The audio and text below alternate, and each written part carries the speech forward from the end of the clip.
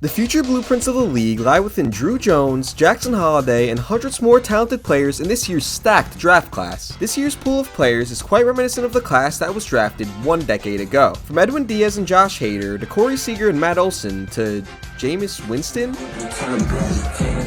The 2012 draft class had plenty of names, but none of the guys I just mentioned went in the top 10. I'm here to run down what happened to those 10 dudes, starting with the Rockies' number 10 pick. First year player draft. The Colorado Rockies select David Dahl.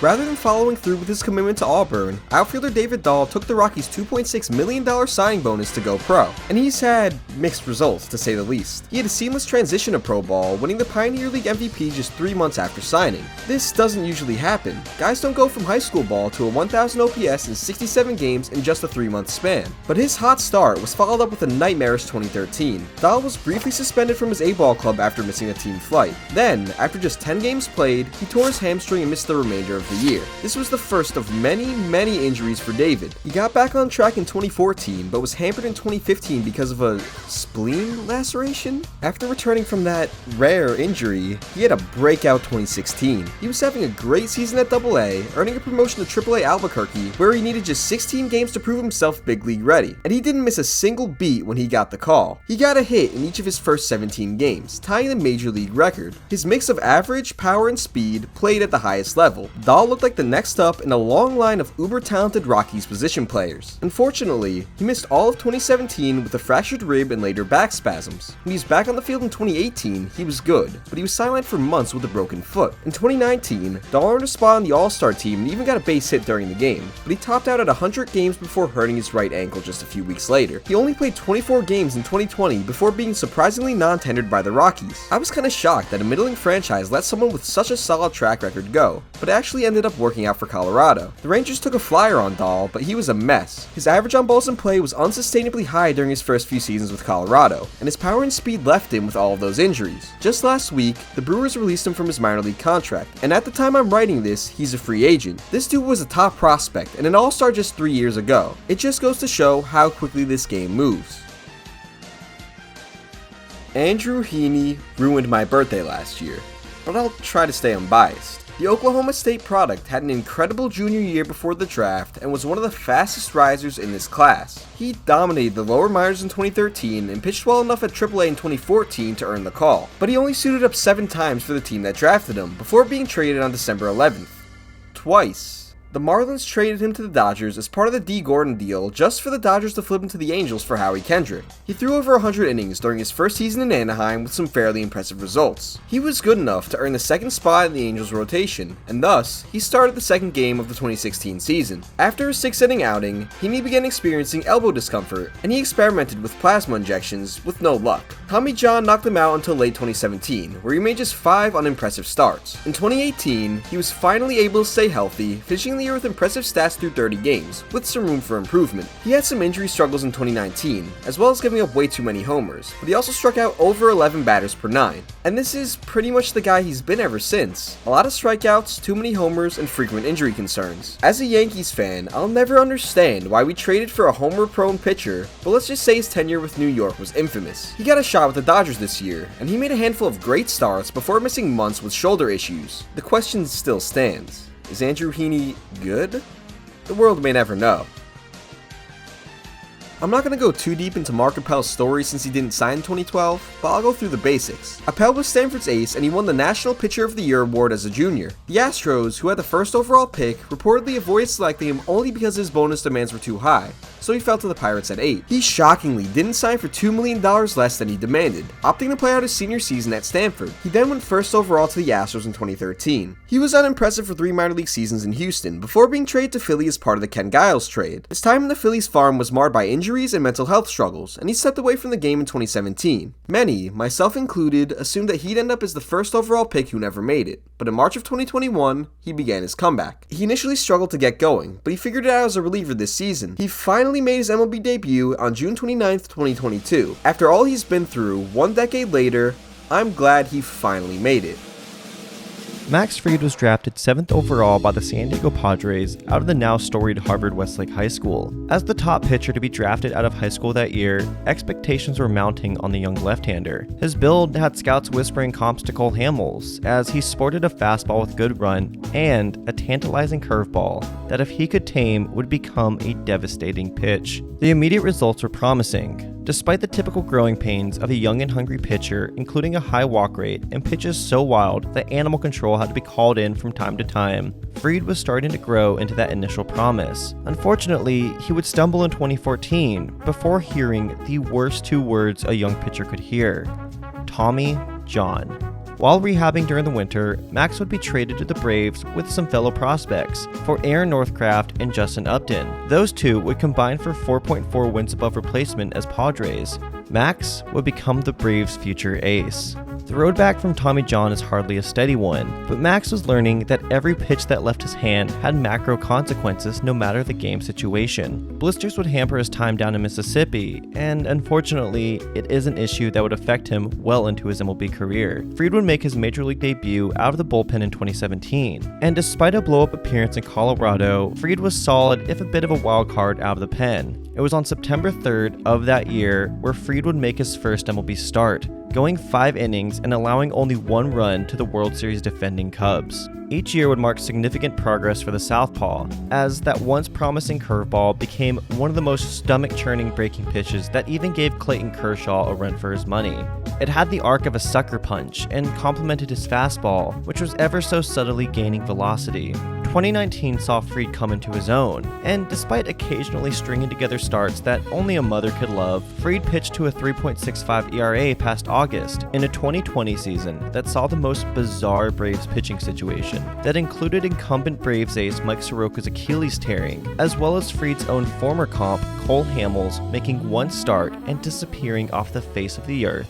Fried would become the de facto ace of the staff with a 2.08 ERA+.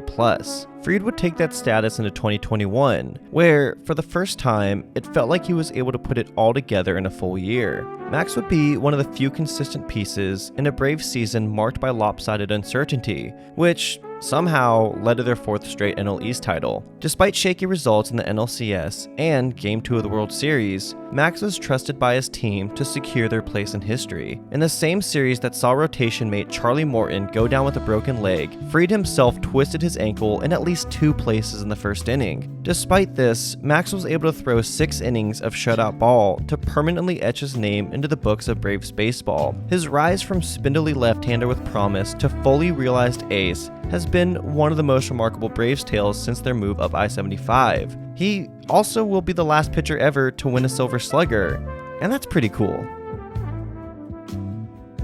Albert Almora was committed to the University of Miami before being selected by the Cubs and signing for just under $4 million. The 2011 Dick Case Player of the Year was a classic Toolsy High School outfielder, with speed, great defense in center, and some pop. He hit well as a teen in the lower minors, before hitting some road bumps at AA. It's considered the toughest jump in the minors for a reason, and it took him over a year and a half to conquer, which caused a dip in his prospect rankings. But in 2016, he hit over 300 in half a season at AAA, earning himself a spot on the Cubs' best team in years. Almora wasn't much of a contributor in the postseason, but he scored one of the biggest runs in Cubs history as a pinch runner in Game 7. His role elevated over each of the next 2 seasons, and although his bat was subpar, he brought value with his glove in center. His on-base percentage fell each year after 2017, and when his defense metrics began to falter in 2019, his role with the Cubs began to evaporate. Just like David Dahl, he was ultimately non-tendered after 2020. He had a brief stint with the Mets last year and is currently on the IL for the Reds. His glove is still pretty good, but not good enough to overcome his lacking bat and to start in this league. He'll probably bounce around baseball as a 4th outfielder as long as he can defend. One fun fact about Almora is that he's super close with Manny Machado, and Machado said that a dream of his is to win a World Series with Almora, so maybe he'll find himself in San Diego sometime. Kyle Zimmer was recruited to the University of San Francisco as a 3rd baseman, but he only garnered big league interest once he moved to the mound. After a junior season where he led his conference in strikeouts, the Royals selected him 5th overall, and he quickly signed. He showed off his excellent stuff during his first pro season, striking out nearly 12 batters per 9 in 22 starts. Although the talent was there, this was another case of the injury bug. Biceps tendonitis, then continued shoulder issues completely derailed his career. He threw 108 innings in 2013, but he'd only throw 111 over the next 5 years. He was released twice in 2018, but re-signed with Kansas City both times. Zimmer overcame all the injuries and all the odds in 2019, making the Royals' opening day roster. He bounced back and forth between AAA and the bigs, struggling with his command. He was productive as a reliever during the shortened 2020, but he had a rough 2021 and was released by the Royals. He's currently pitching in the Red system, but it's unlikely that he'll be back in the bigs this year. As the first member of this class to reach the majors, Kevin Gausman barely threw 60 innings in the minors before his first big league start for the Orioles less than a year after the draft. For the second year in a row, the Orioles picked a righty starter 4th overall. The LSU star was the first pitcher off the board, and he showed why during 2014, throwing a very solid 20 starts for Baltimore. Each of his next 3 seasons were good, but he didn't really show much improvement, and he was seen as a middle-of-the-rotation arm. Nothing jumps off the stat sheet from these years. He struck out a decent amount, kept his walks down, and allowed some homers, but he didn't have any glaring weaknesses or heavy strengths. He started off slow in 2018 before him and Darren O'Day were flipped to Atlanta at the trade deadline. He finished out the year well with the Braves, but that success didn't continue into 2019. His most notable moment of that season was being a part of the Acuna and Marlins beef when he threw out Jose Urena and got ejected. He was waived after 16 rough starts, and then he struggled out of the Reds bullpen for the rest of the year. Gausman's 2019 was a year of experimentation. He ditched his slider for the most part in favor of more splitters, but hitters crushed his 4-seamer. But the Giants were intrigued. They saw a lot of potential in his splitter, so they gave him a chance. He had a really solid 2020, and he signed a qualifying offer to remain in the Bay. He developed his splitter into one of the most effective pitches in all of baseball. In 2021, hitters hit 130 off of it and whiffed nearly half the time it was thrown. Although he was a beloved Giant, he got a 9-figure offer from the Blue Jays and just couldn't turn it down. A year after being a serious Cy Young contender in the National League, he's continued his success as the Jays look to win their first pennant since the 90s. Sportstorm's recent video is a more in-depth analysis of how Gausman became a great pitcher, so make sure to check it out. Even though he wasn't a long-time contributor for the team that drafted him, he's probably been the most successful starter from this class. Mike Zunino was the top catching prospect in the class out of Florida. Even though the Mariners just traded for catching uber prospect Jesus Montero, they drafted and signed Zunino for $4 million. The dude could flat out mash, and he hit even better during his first season at Low A than he did at Florida. He was promoted to Double A just a few months after the draft. He started his first full pro season at Triple A, where he finally came down to earth a bit, but his power was still present. The Mariners definitely rushed him to the bigs in 2013, and I don't think he was ready, but Montero had become an absolute disaster behind home plate. Zunino also broke his hand and missed a good chunk of the season. He was up in the majors for the majority of 2014 and 2015, but he clearly just wasn't ready. His average was below the Mendoza line, he wasn't drawing many walks, and his power swing wasn't translating. He spent a lot of 2016 in AAA, where he developed into a more complete hitter. I have no doubt that his stint down there led to his breakout 2017. He slugged 25 homers and put up an all-around great season. Although his power was still there, he regressed mightily at the plate in 2018 as his average on balls in play dropped off and his walk rate declined. This led to the Mariners moving him across the country to Tampa Bay. The injuries he battled throughout 2019 resulted in a dreadful year. The Rays stuck with him, and 2020 was much the same,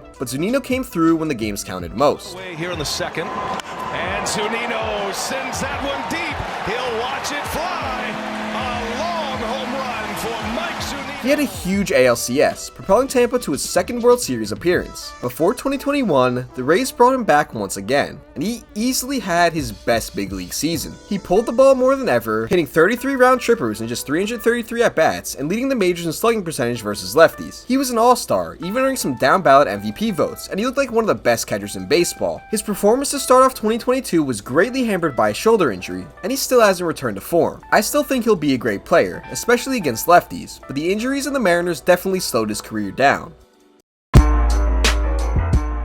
Byron Buxton is the first and only player on this list who's still with the team that drafted him. If you're watching this, I assume you already know who Buxton is and how incredible he is, but it may surprise you to learn that he was drafted a decade ago. There's never been any doubt about Buxton's raw talent. He threw a 99-mile-per-hour fastball in high school and was recruited by Georgia as a defensive back. But he signed a $6 million contract with the Twins to be their center fielder of the future. He started his pro career as a strong gap-to-gap hitter with a great eye and electric speed. Here's the pitch to Buxton. Swing and a drive, deep left field, down the line. That ball is gone!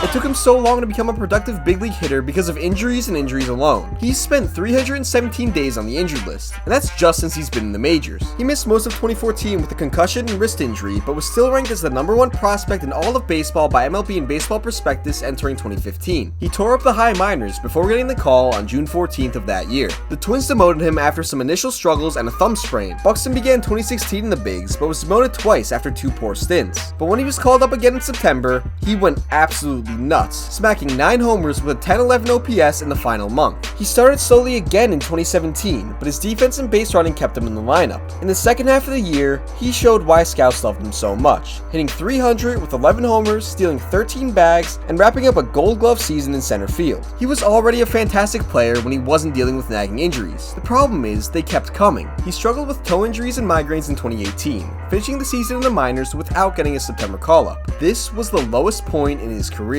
People were not only doubting his ability to stay on the field, but also his ability to consistently hit big league pitching. Since then, he's put at least one of those doubts to bed. He was a great player when healthy in 2019 and 2020, and was the best player when healthy in 2021, but he only played 187 games between those 3 seasons. During that window, he was worth 9.6 wins above replacement, which equates to about 9 with a single season's worth of plate appearances. If he plays every day, he could be a 9-WAR Mike Trout level player. That's why the Twins gave him a 7-year, $100 million contract. They're sticking with their guy, regardless of the risk, and he's already rewarded them with his first All-Star selection. If he can play 140 or more games per year during this contract, and he plays at about 80% of the level that he's been at for the last few seasons, he's got a legitimate shot at the Hall of Fame. Byron Buxton is that good, but only time will tell if he can stay on the field.